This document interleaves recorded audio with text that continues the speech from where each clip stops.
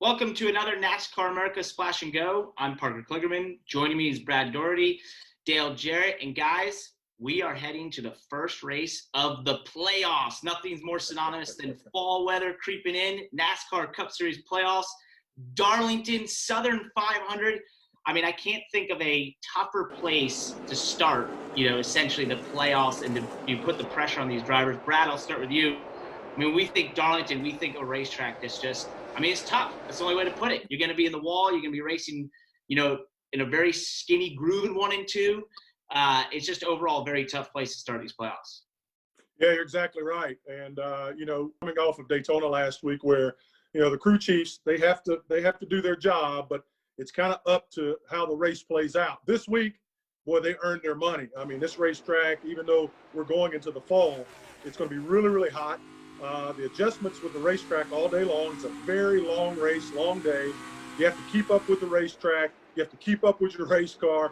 It is just a difficult place to go, and it couldn't be any better of a place to start our playoffs because we're going to see who's on their game right away. Yeah, we wouldn't want it any different in 2020 for sure, would we? I mean, it kind of goes along with everything else. But to finish up the regular season at Daytona, and then that race was spectacular and all the drama there, and then have the first race of the playoffs at Darlington couldn't be more fitting. It is a very difficult track. I don't care how good you are and how many times you've raced at Darlington. When you get back there, you realize quickly just how difficult it is and how careful you really have to be.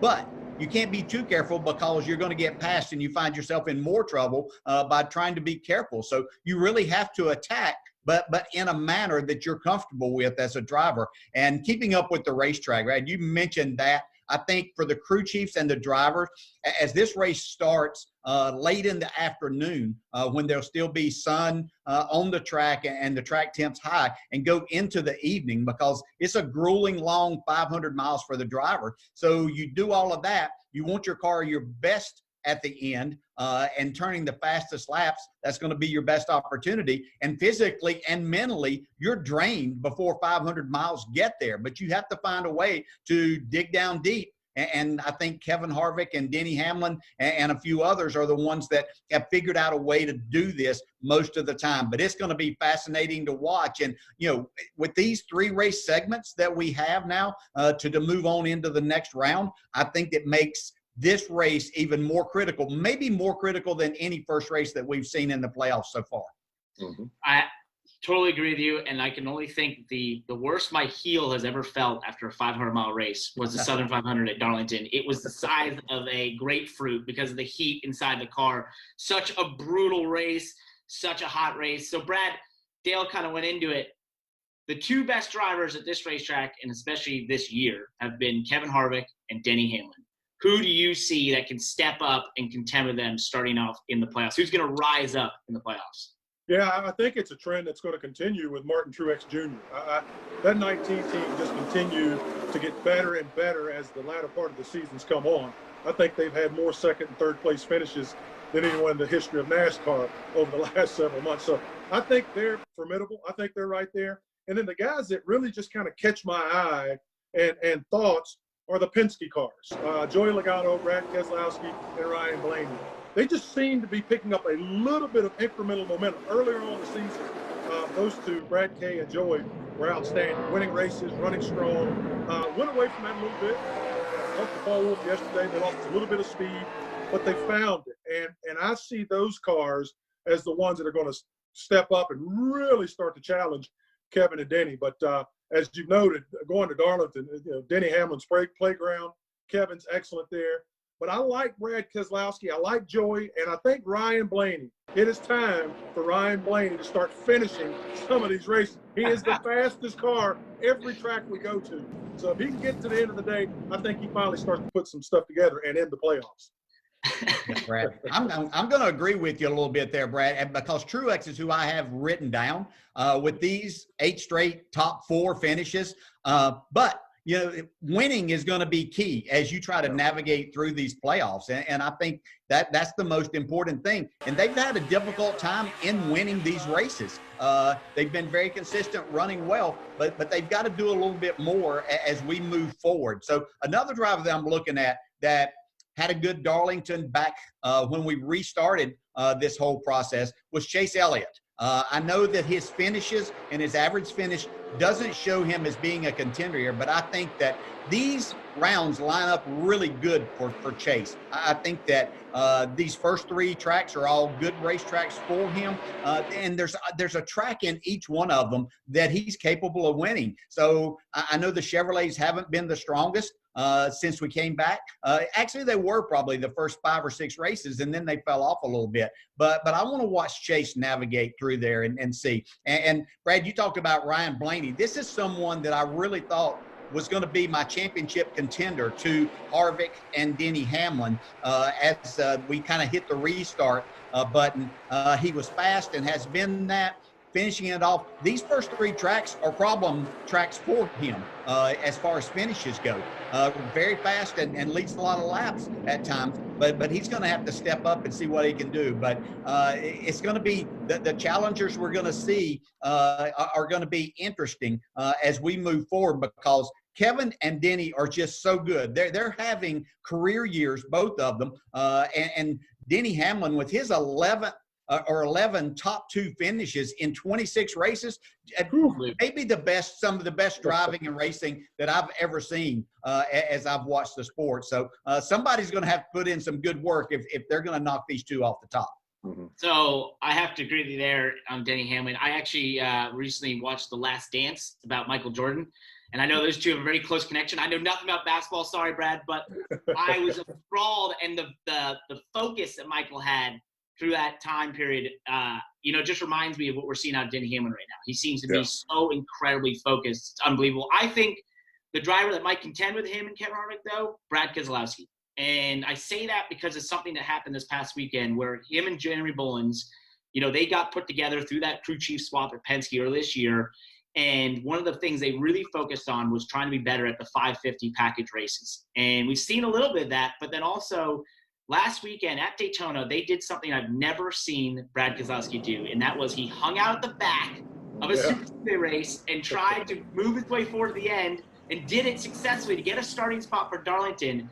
And I have never seen him not go to the front of a Super Speedway race and try to dominate it. So that tells me that team, that driver are thinking out of the box, trying to do something different, and maybe they bring that into a 550 horsepower package race at Darlington and just into the playoffs, essentially. So I'm very curious to see what that 2 car and Brad Keselowski do. But the one driver, though, I think that we're all very curious, and he's wondering the same question, and Brad, I'll start with you on this, is Kyle Busch. Where's Kyle Busch? Where's the 18 team? Is it just going to be 2020 all year for him? Will you just write him off here at the beginning of the playoffs, or is he going to find some way to turn this season around? Man, Parker, that's tough. I mean, every week you feel like it's almost blasphemy not to say that Kyle Busch isn't a contender. But I'm telling you, it's a change of season. Obviously, you got to step your game up. I just don't think at this point in time that you can just automatically flip a switch and get back into the groove. He and Adam Stevens just seem like they are missing something, and we've all documented and talked about it. It seems like practice is really, really important to that organization, getting better each hour of practice that we have on the weekends, and not having that seems to have really hurt them. They ran better at Daytona, but that's an anomaly, and they end up getting wrecked. They were up front, but I think they're in trouble. Even though we've got Richmond and Bristol, where both of those Busch boys are excellent, I just have not seen it, and I think it's a testament to how good these teams are at communicating and being a unit. It's not just about having a talented driver, which Kyle Busch, we all know, is one of the most talented drivers we've ever seen. There's just something off that's been there the last several weeks, and I just don't think you can flip a switch now, because the 11 and Denny Hamlin, obviously Kevin Harvick, the Penske cars, the Stewart-Haas, everyone else is on their game already, and I don't think talent alone is going to be enough to get it. So I hate to say it. I know he's going to be mad at me, but I think Kyle Busch and Adam Stevens are in trouble. I don't think they're contenders. Uh-oh. Yeah. This might be the year. We've talked a number of years as they navigated their way through the playoffs with a lot of playoff points, not having the best of rounds sometimes. But those playoff points got them through. They've got 3 to deal with right now, and that's not very good. But let's just take a look at this first round. The man has 15 Cup wins and a zillion Truck and Xfinity wins at these first 3 tracks. So he obviously knows how to get the job done there. But I thought that when we came back and we weren't having qualifying, weren't having practice, I really thought this was going to be the opposite, that it would play into Kyle Busch's hands because he is so talented. He gets more out of a race car than anybody that I've really ever seen. I put him up against Dale Earnhardt in that respect, in that he could take a car that wasn't at its best and go either win or finish in the top 3 with it so many different times. But what I'm seeing is that it was the preparation that they put forth in practice that made them better in these races. And so knowing that you're not going to have that practice, I don't know how you turn things around at this point. You've had a lot of time to put that in motion. So it's going to be very interesting to see how they go about these first 3 races and try to get their way through there. Obviously, if they win at Darlington or they happen to get a win at Richmond, then all of that is negated and they're moving forward into the playoffs. But this is gonna be the fascinating story as we move through. Can they somehow find something that is going to turn them around, because their teammates are having success, and in Martin Truex Jr. and Denny Hamlin especially. So you have to look at that and wonder, can they put this all together? And here's the weird thing about Kyle Busch. I don't think anyone will be surprised if he does fall out of the playoffs in the first round or goes and wins 3 races in a row and wins the round and finds himself fighting for a championship at Phoenix. I mean, that's just Kyle Busch. That's an 18 team. Guys, this has been a lot of fun, but you know it's going to be more fun going to Darlington and actually seeing some racing. We got the XFINITY Series Saturday day race. That's going to be hot and slick. And then Sunday, the big one, the Southern 500, the start of the Cup Series playoffs. Catch it all on NBC and NBCSN. Thanks for joining us. Hey, Motorsports fans, thanks for watching. Make sure you hit subscribe before you go for all the latest news and highlights across motorsports.